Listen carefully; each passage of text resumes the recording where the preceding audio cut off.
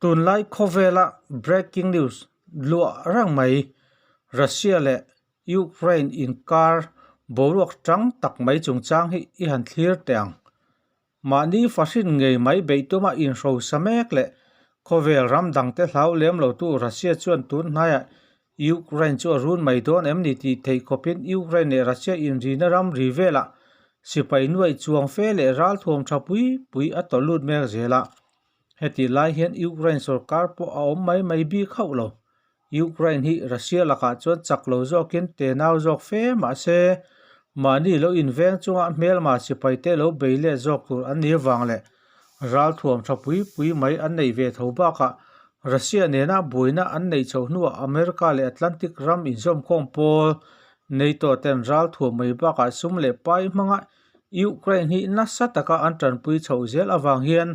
Russia sarkaro pui taktan po han kalpa ngot thei ani don hau lo ti chu achiang hle ani Russia hian enga tinge Ukraine hi heti takmai arum thei tak mai ti hi zona poimo tak ani na taka chuan Russia in Ukraine ram hetia a han chai kwalvel chan ber hi America kai roi NATO North Atlantic Treaty Organization an ti te wang hi ani pakhata NATO ram in zom khom pol US kai roi nen hoya din ani khan NATO in an tumber chu Soviet Union laka tang rual tura in zom khom kha ani bera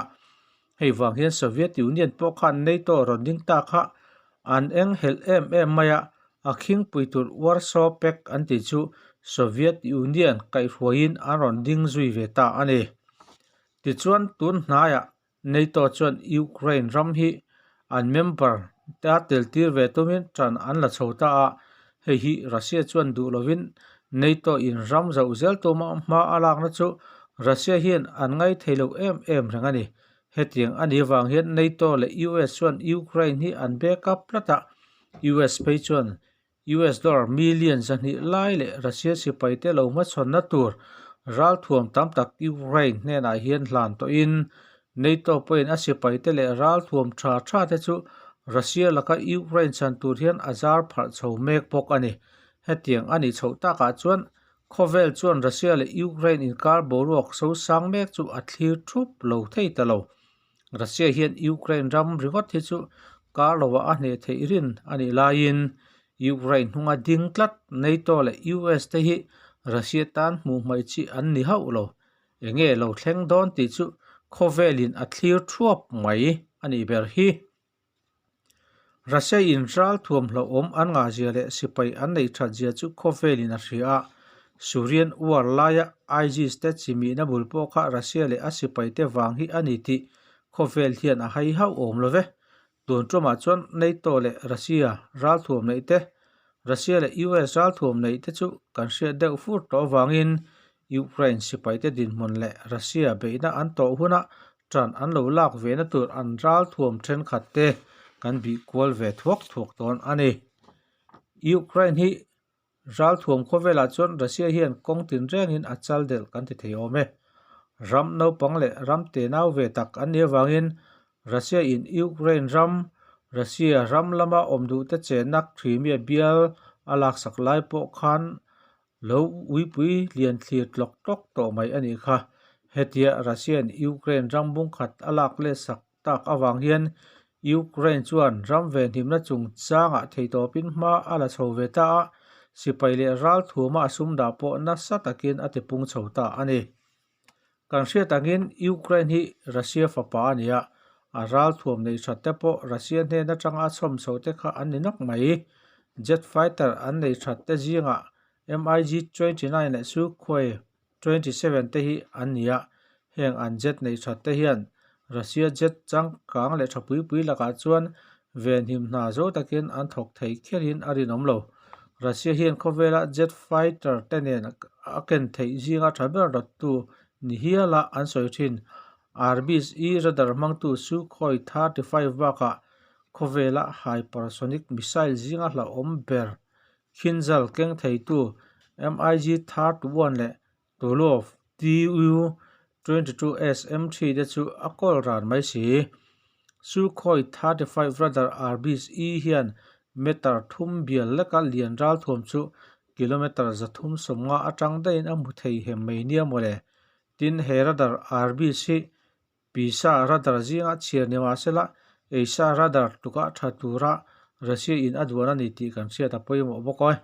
tin eisa radar active electronically scan area le pisa passive electrically scan area radar danglam na hi kan sia ta poimo bok eisa a chon radio frequency pechuak tu le sokhok lo dong song tu kha thu mun ani lain pisa radar a chon frequency pechuak tu le sokhok lo dong tu kha a ran ve in om thung ani eisa radar te radar signal te boi thei tu jammer laka pisa radar ai chuan an him jok nia ngai ani rualin pisa radar te enkol le siam man ero eisa radar man ain tomin enkol ain hau thak le viau ani hetianga boruak in thlau ani wang hian Ukraine hunga ding tlat US le a ai kai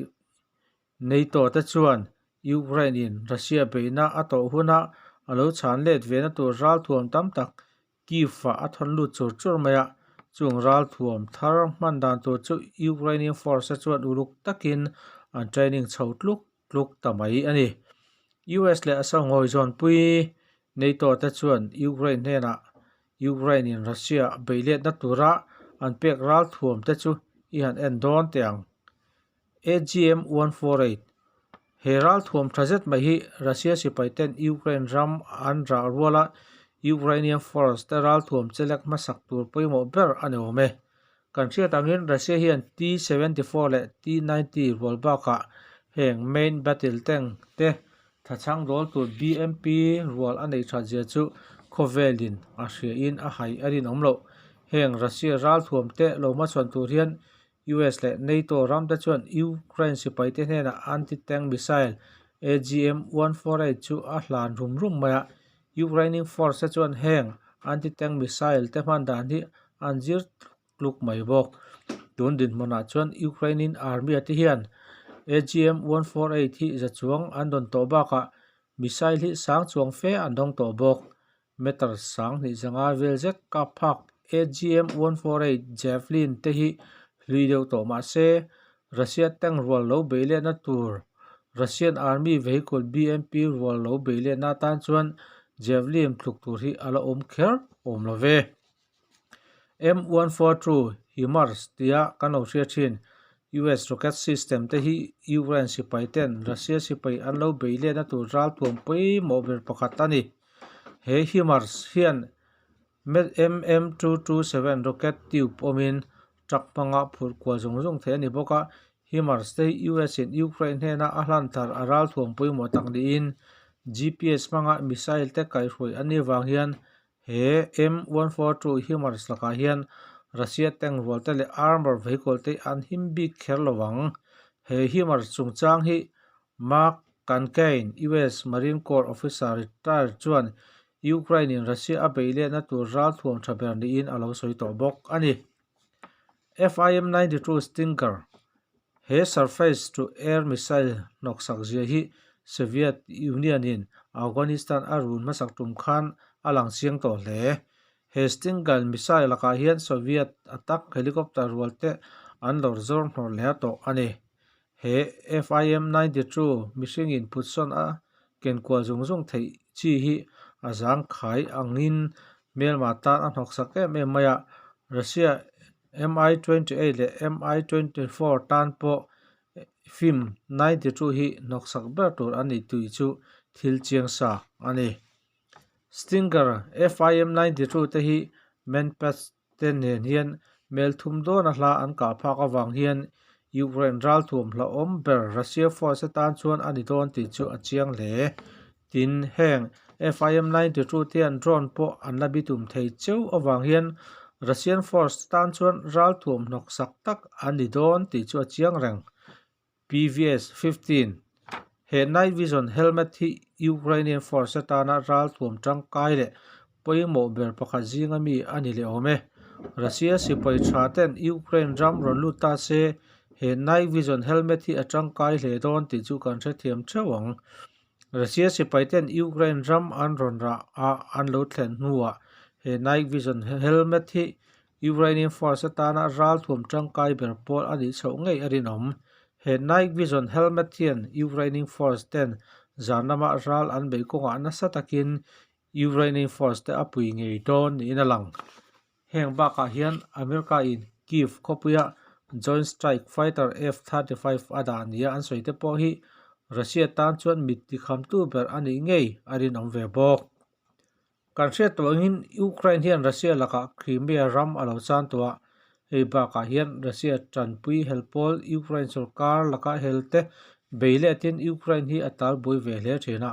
hei wang hian Ukraine chuan a sipai te tunma tang khan tipung chawin sipai hlopo ati sang na sa em bok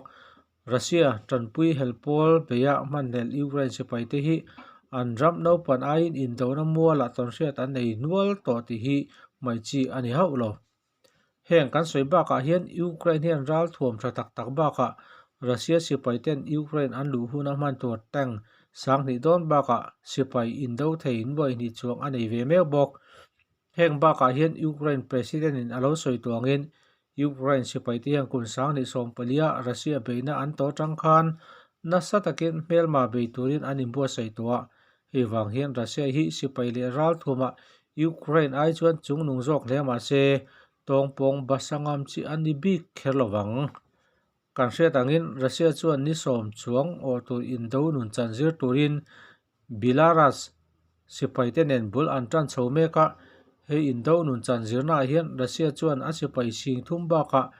aral thuam engomazat Belarus a hian chopin heng zinga hian S-400 po atil ngei ni na soi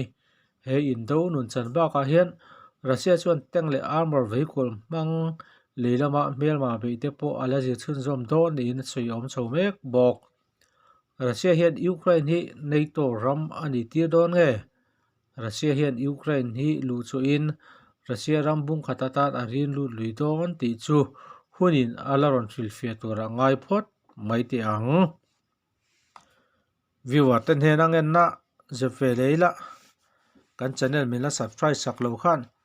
mina subscribe sak ve ngei turin kan han ngen chuwa tin kan video upload thar te in lo dona in lo munghal zel theinan